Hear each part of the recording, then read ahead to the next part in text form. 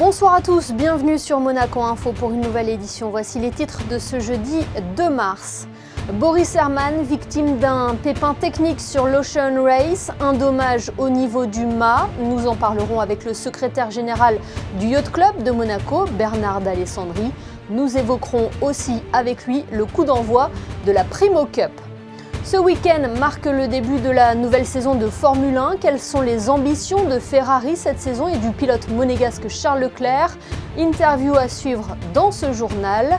Comment contrôler nos données personnelles alors que le numérique ne cesse de se développer? Agnès Lepaulmier, secrétaire générale de la commission de contrôle des informations nominatives, tentera de nous renseigner à ce sujet. Et dans votre JT également ce soir, nous reviendrons sur le concert jeune public de l'Orchestre Philharmonique de Monte-Carlo et nous nous intéresserons à un jeu original et ludique autour de la protection de l'environnement. Son nom, Captain Game. Avant de développer ces titres, retour en images sur cette conférence à laquelle a assisté hier Son Altesse Sérénissime le Prince Albert II. Le diocèse de Monaco proposait un colloque à l'occasion de l'anniversaire de la naissance du général Anders. La fille du général polonais était présente pour revenir sur l'histoire de cet homme, son père, qui a dirigé la 4e et ultime bataille menant à la victoire polonaise sur Monte Cassino. L'actualité, c'est également Boris Herrmann qui fait face à un coup dur en mer. Le navigateur participe actuellement à l'Ocean Race, ce tour du monde en équipage avec escale. Il a constaté une fissure dans la partie supérieure de son mât. Un plan de réparation est en cours pour permettre à l'équipage de poursuivre l'aventure. Et nul doute que le Yacht Club de Monaco suit de près cette course et le Malizia Sea Explorer. Bonsoir Bernard d'Alessandri. Bonsoir, merci de me recevoir. Merci d'être notre invité aujourd'hui pour revenir sur la riche actualité du Yacht Club de Monaco. Une réaction tout d'abord sur ce coup dur dont fait face Boris Herrmann et son équipage sur l'Ocean Race. J'imagine que vous êtes attentif à son parcours. Bien évidemment, on partage de loin les difficultés qu'il rencontre, mais ça fait partie de la mise au point du bateau et l'objectif c'est le Vendée et c'est des choses qui peuvent arriver dans les bateaux neufs. Et puis ça, c'est vraisemblablement une poulie qui a cassé, qui est descendue le long de la drisse. Et voilà, bon, c'est des choses qui arrivent. Revenons à l'actualité ici en Principauté. Vous avez organisé dernièrement un symposium économique qui a réuni de nombreux acteurs du monde du yachting. Plaisance et durabilité, c'était le thème, c'est ça, hein? Oui, effectivement, parce que cette industrie, comme toutes les industries, est concernée par la transition et par l'éco-responsabilité.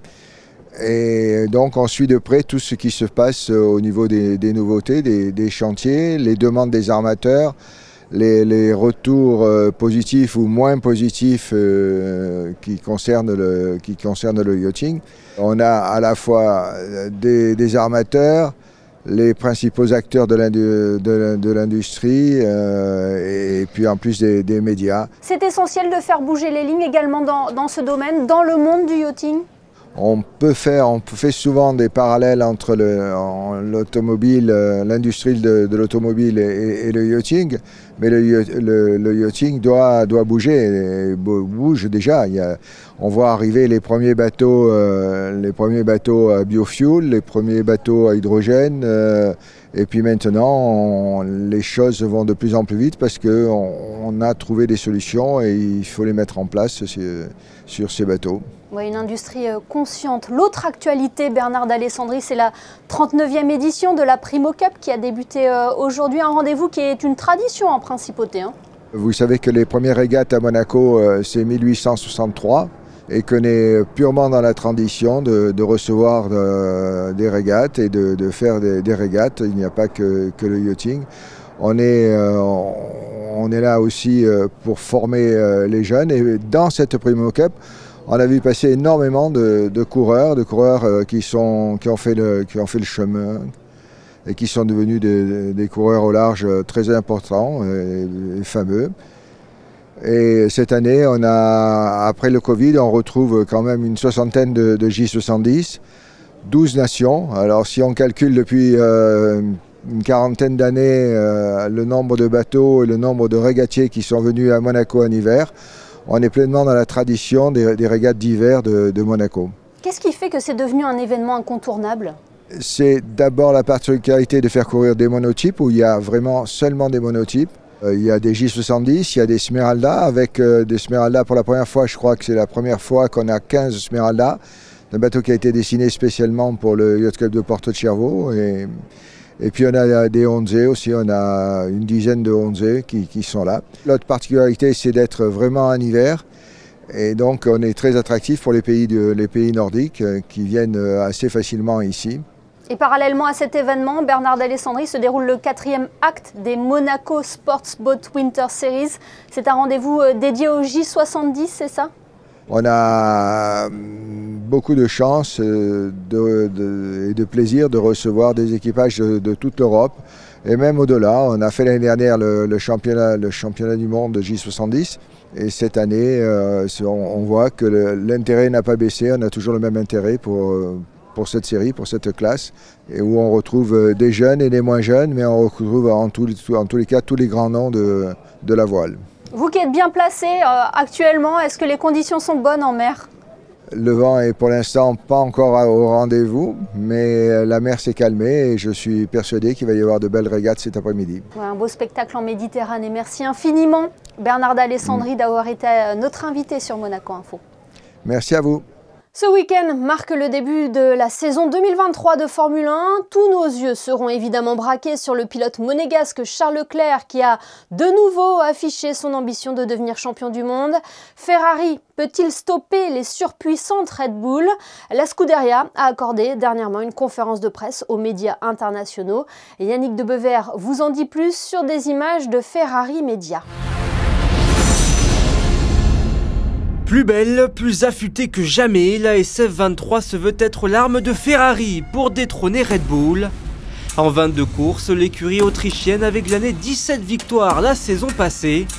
En 2023, Ferrari compte bien inverser la tendance et ce, dès ce week-end à Bahreïn avec le premier des 23 Grands Prix. Thinking about Bahrain last year is happiness. We did a 1-2 in the first race of the season. I've never seen a team and a group of people that happy in my life. Deuxième du classement pilote et deuxième du classement constructeur, Charles Leclerc et Ferrari veulent absolument faire mieux cette saison. We want to improve that. Last year was a good step forward. We need to do just the same this year and hopefully get the championship. That is the target for the team and it is the target for me too. Get more wins, hopefully be more consistent from the first race to the last race. And hopefully we'll get that title. La monoplace Ferrari a connu quelques modifications suite aux nouvelles normes de la FIA. Parmi elles, un halo de sécurité renforcé, un plancher surélevé de 10 mm, mais aussi de nouveaux pneus capables d'augmenter l'adhérence à l'avant. Des modifications qu'il faudra apprivoiser en course et peaufiner tout au long de la plus longue saison de l'histoire de la Formule 1. Pour mener le cheval cabré vers les sommets, Scuderia Ferrari a nommé Frédéric Vasseur au poste de directeur. Le Français n'est autre que l'ancien team principal d'Alfa Romeo, où Charles Leclerc avait débuté sa carrière en F1. We had very long chat after the announcement that I know both of them pretty well. It was important for me to understand their mood, their feeling, what they were thinking about the last seasons. We have the advantage, and I have the advantage today that we are keeping the same lineup. I think for me it's also much easier to understand exactly the situation. Les essais hivernaux ont été concluants pour Ferrari avec plus d'1,3 seconde gagnée par tour et par rapport à la saison passée. Red Bull, favoris et leur propre succession, ont affiché de meilleurs chronos que les Ferrari sur cette pré-saison. Mais tout le paddock le sait, seule la vérité de la course importe et ce week-end, le circuit de Sakir promet d'être le théâtre d'une bien belle bataille. Et début des hostilités avec la séance de qualification ce samedi à 16 h, puis la course dimanche à la même heure. Cette information pratique à présent, jusqu'à demain 19 h, la circulation sera alternée sur le boulevard du Jardin Exotique à proximité du rond-point de la Chaumière pour effectuer des travaux de raccordement de l'opération EVOS. Comment concilier protection des données et innovation? C'est tout l'enjeu de la CCIN, la Commission de contrôle des informations nominatives. Cette cellule veille au respect des libertés et droits fondamentaux des personnes dans un domaine particulier, l'utilisation de leurs informations personnelles. Oui, mais comment s'assurer de leur protection? Eh bien, pour le savoir, nous sommes ce soir avec la secrétaire générale de la CCIN. Bonsoir Agnès Le Paulmier. Bonsoir Émilie. Le traitement des données personnelles n'a jamais été autant d'actualité depuis le développement du numérique. J'imagine que cela demande une vigilance à tous les niveaux. Cela demande effectivement une vigilance à tous les niveaux et notamment une veille technologique sur tous les nouveaux outils qui se multiplient et avec les risques pour la protection des données personnelles et de la vie privée. Comment réguler un secteur en pleine mutation ? Alors, être toujours à l'affût, j'allais dire, des nouvelles innovations, par un dialogue aussi avec les acteurs des nouvelles technologies et du numérique, et surtout être ouvert pour les particuliers qui ont des difficultés. Essayer de les aider à résoudre leurs problèmes. Voilà, justement, comment la CCIN intervient dans ce domaine ? Alors, on est fréquemment saisi par des particuliers qui font l'objet de piratage de comptes sur les réseaux sociaux, de propos diffamatoires ou malveillants. Et nous avons des canaux dédiés pour intervenir directement auprès des réseaux sociaux et faire supprimer ce genre de propos ou faire supprimer des faux comptes. Vous parliez de risques tout à l'heure. Quels sont les risques les plus courants ? C'est des détournements de comptes pour publier notamment des contenus pédopornographiques. On a eu à connaître des situations dramatiques. Cette question intéressera sûrement nos téléspectateurs. Comment contrôler nos données personnelles? Quels sont les pièges à éviter? Alors déjà, mais ça on le répète sans arrêt, faire attention à ce que l'on publie sur les réseaux sociaux. Vous avez beau supprimer des informations que vous avez vous-même mises, elles peuvent ressortir 10 ans, 15 ans après, sans que vous en ayez plus aucune maîtrise. Une fois que le mal est fait, vous pouvez effectivement vous adresser à nous et on instruit ce genre de problématiques, on les instruit très très rapidement et on intervient directement auprès de Google, ça peut arriver, sinon auprès de Facebook, Instagram, récemment auprès de TikTok aussi, pour faire supprimer ces propos. Vous parlez de TikTok, c'est l'application des ados. Les ados, justement, les mineurs, peuvent aisément se créer des comptes. Comment être beaucoup plus vigilant face à cela ? Hélas, oui, ils peuvent se créer des comptes. Nous n'avons aucun moyen de les empêcher de se créer des comptes. Malheureusement, c'est plus à la main de leur entourage familial de contrôler ce que font les mineurs sur les réseaux sociaux. Et après, c'est aussi aux réseaux sociaux d'essayer de mettre en place des procédures pour que les mineurs ne puissent pas accéder à certains réseaux. Et qu'en est-il des données non numériques, Agnès Le Paulmier? Celles qui sont notamment sur papier, par exemple, comment sont-elles protégées? Elles doivent avoir un même niveau de protection. La seule différence vis-à-vis de la CCIN, c'est que quand vous avez des données qui sont traitées au format papier, vous ne devez pas faire de formalité préalable auprès de la CCIN. Ne sont soumis à formalité que les traitements automatisés d'informations nominatives. Mais en revanche, les dossiers papier doivent respecter des principes en termes de proportionnalité des informations collectées et en termes de durée de conservation notamment. J'imagine, tout à l'heure on parlait de vigilance, j'imagine aussi que lorsque l'on remplit un formulaire ou lorsque l'on adhère à un site, il faut être vigilant par rapport aux petites cases qu'on nous demande à cocher concernant le partage de nos données. Oui, et notamment, on est aussi saisi de plus en plus fréquemment sur de la prospection commerciale, des personnes qui ont laissé leur adresse email à une entité et qui se retrouvent recevoir des communications commerciales de la part d'entités qu'elles ne connaissent pas. Donc là aussi, elles nous saisissent pour se faire désinscrire des listes de diffusion. Quels sont les dossiers qui vont vous mobiliser le plus en 2023? J'imagine que le projet de loi relatif à la protection des données personnelles, par exemple, va vous prendre un certain temps, comme il vous prend un certain temps depuis quelques années déjà. Dès 2018, on a été associé à l'élaboration du projet de loi par le gouvernement. Ça nous a demandé à l'époque énormément de travail et de discussion. Le projet de loi a été déposé au Conseil national en fin d'année 2021. Donc actuellement, on est en train de travailler sur ce projet d'ordonnance souveraine, une fois que la loi aura été votée par le Conseil national. Et en quoi cette loi sera importante ? Alors, elle sera importante. Alors, d'abord, ça, c'est pas d'une importance phénoménale, mais la CCIN va changer de nom. Elle va s'appeler Autorité de protection des données personnelles, parce que nous avons souhaité mettre l'accent sur la protection. Là, actuellement, nous nous appelons CCIN, Commission de contrôle des informations nominatives, mais l'accent sera vraiment mis sur la protection, mais également sur le contrôle en cas de violation. Et vos missions seront donc plus élargies, plus grandes ? Alors les missions seront sensiblement les mêmes, sauf que nous n'aurons plus d'instructions de formalités préalables. Actuellement, toutes les entités publiques et privées de Monaco doivent nous soumettre préalablement à leur mise en œuvre des traitements automatisés d'informations nominatives. Avec la nouvelle loi, ce ne sera plus le cas. Il y aura pratiquement plus de formalités préalables, il y aura vraiment un travail de conformité des entités, c'est-à-dire qu'en cas de contrôle, les entités devront pouvoir nous démontrer qu'elles respectent la loi. Merci beaucoup Agnès Le Paulmier d'avoir été notre invitée ce soir sur Monaco Info. Merci à vous, bonne soirée.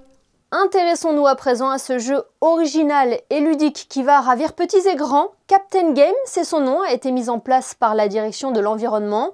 Il est conçu comme une sorte de chasse au trésor pour découvrir ou redécouvrir le quartier de Fontvieille, et ceci sous un autre angle. Christine Datomel et Thomas Deus l'ont testé pour vous.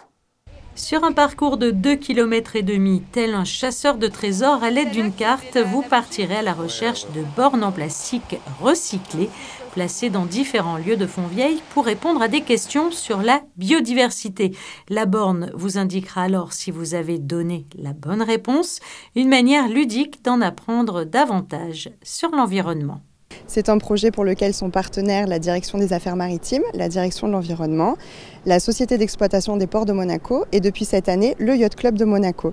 C'est donc 79 bio-huttes qui ont pu être installées dans les deux ports, ce qui a permis d'avoir un véritable corridor écologique. Et c'est donc pour faire connaître ce projet et d'une façon plus générale les actions menées par la Principauté en matière de protection de l'environnement que l'on a choisi d'installer ce jeu appelé Captain Game. Et il a au moins l'avantage d'être ouvert au grand public, d'être ouvert 7 jours sur 7 et de faire découvrir ou redécouvrir le quartier de Fontvieille qui est un peu moins connu des touristes. Au cours du jeu, sans vous dévoiler le contenu, il y a pas mal de thématiques qui sont abordées. Il y a notamment la présentation et la rencontre d'espèces protégées emblématiques comme le cormoran huppé ou le mérou brun, et vous pourrez découvrir des informations que vous ne connaissez peut-être pas sur ces espèces. Il suffira à chaque borne, nous avons une question à choix multiple, à réponse multiple, et il suffira de poinçonner le plan pour comparer avec la réponse qu'on aura. Et alors ce jeu dure combien de temps ?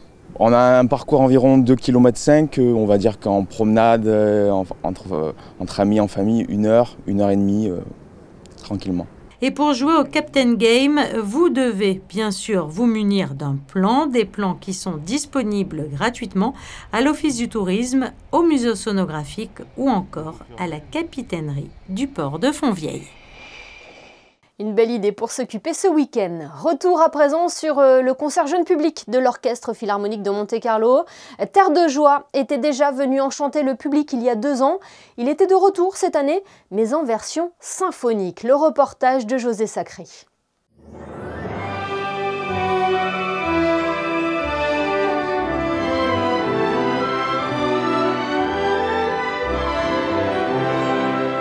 Produit par l'Association des Amis de l'Orchestre Philharmonique de Monte-Carlo, Terre de Joie est un conte musical original, écrit et interprété par Sandra Meunier, art-thérapeute et comédienne, et mis en musique par Samuel Tupin, trompettiste de l'Orchestre Philharmonique de Monte-Carlo.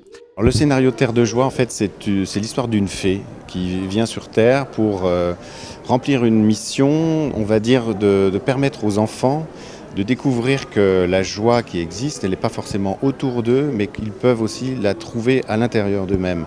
Et la musique est un vecteur essentiel pour permettre de se connecter à ces émotions, et notamment les émotions de joie. C'est principalement le thème et la finalité du projet, du spectacle, c'est qu'un des enfants du concert va devenir le super-héros de la joie. C'est lui qui aura la mission de donner à tout le monde la phrase magique qui permettra à tout le monde d'être heureux. Et après, la fée repart sur sa planète et elle aura réussi sa mission. Pour composer cette musique, Samuel Tupin s'est inspiré des styles classiques, jazz, musique du monde et musique de film. Le résultat est magnifique, encouragé par le maestro Kazuki Yamada, directeur artistique et musical de l'orchestre, qui n'a pas hésité à se laisser entraîner dans la danse.